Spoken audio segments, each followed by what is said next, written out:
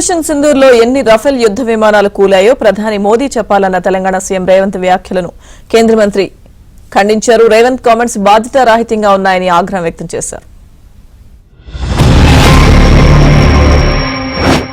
మోడీ గారు తెచ్చిన రాఫేల్ యుద్ధ విమానాలు మన పాకిస్తాన్ కూల్చింది. ఎన్ని కూల్చిందో రాఫేల్ గురించి చెప్పమంటే ఈరోజు చర్చ లేదు. ఈరోజు మన దేశం కాదని ఇతర దేశాల నుంచి రాఫేల్ యుద్ధ విమానాలను కొనుగోలు చేసిన మోడీ గారు మీరు జవాబు చెప్పండి.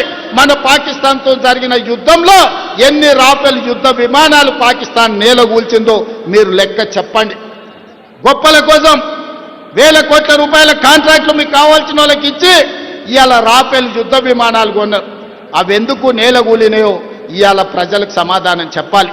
తెలంగాణ ముఖ్యమంత్రి రేవంత్ రెడ్డి ఒక వితండవాదం, దేశ సైనికులను అవమానం చేసే విధంగా, వాళ్ళు చేసినటువంటి పోరాటాలను తక్కువ చేసే విధంగా మాట్లాడుతున్నటువంటి విషయాన్ని ఈ సందర్భంగా మనవిస్తున్నాం. అది రేవంత్ రెడ్డి కానీ రాహుల్ గాంధీ కానీ ఎవరైనా సరే ఎన్ని రఫేల్ విమానాలు కూలిపోయాయో లెక్క చెప్పండి అంటారు. కాంగ్రెస్ పార్టీ రకంగా వివరించడము దురదృష్టకరం. ఈ సందర్భంగా మనవిస్తున్నాం. ఎక్కడ కూలని అడుగుతా ఉన్నాను.